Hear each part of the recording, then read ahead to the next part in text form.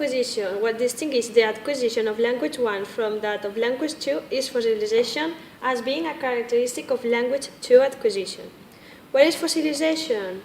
Language fossilization refers to the process in the learning of a secondary language in which the student has more difficult to learn new language. The students can learn no more. In fact, fossilization is an inevitable and permanent phenomenon in second language process. What the factors of fossilization? First of all, language transfer. That can be positive or negative. Positive because transfer refers to that the similarities shared by the language 1 and language 2 help second language acquisition. Or negative because transfer refers to the difference between language 1 and language 2 that interfere on second language acquisition.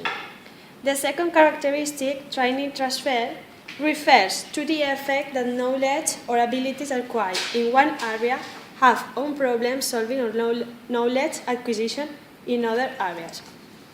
The third characteristic, learning strategy, refers to the explicit method the learner adopts in the process of second language learning.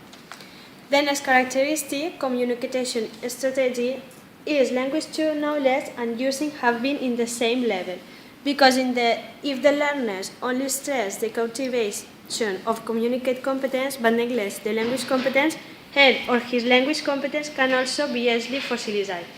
And finally, overgeneralization. It happens when people apply a grammatical rules across all members of a grammatical class without making the appropriate exception. When we are talking about learning plateau, we can say that this is a kind of phenomenon that refers to a situation when the learner, in the course of learning, despite all the efforts of learning and practice, seemed to make no significant progress. In the beginning of the progress, the learning curve is steep. Then it gradually starts leveling out. The learning plateau is that flat part of the learning curve which comes after rapid progress initially. However, after being for certain period in the plateau, we can realize that the learner will continue to make progress. Also, we can refer to the plateau as a temporary fossilization. But if we compare both terms, we can realize that the plateau is temporary and could be reversible. Why this is a good sign? Because when we reach a plateau in learning is because we overcome the earliest stage of learning, when we clearly see our progress.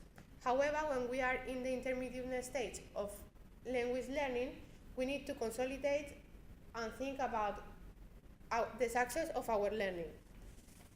The main cause of the learner's plateau is the lack of opportunities to practice the second language. There is a few factors that could help the students to overcome the situation.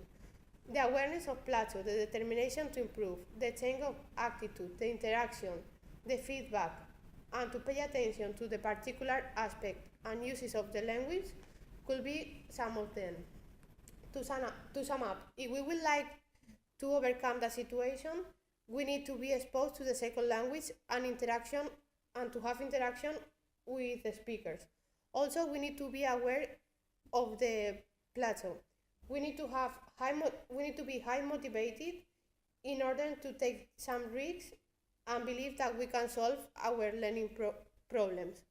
Also, we need to have positive and negative experience to encourage ourselves. And if we think that we need it, we need to change the learning strategies.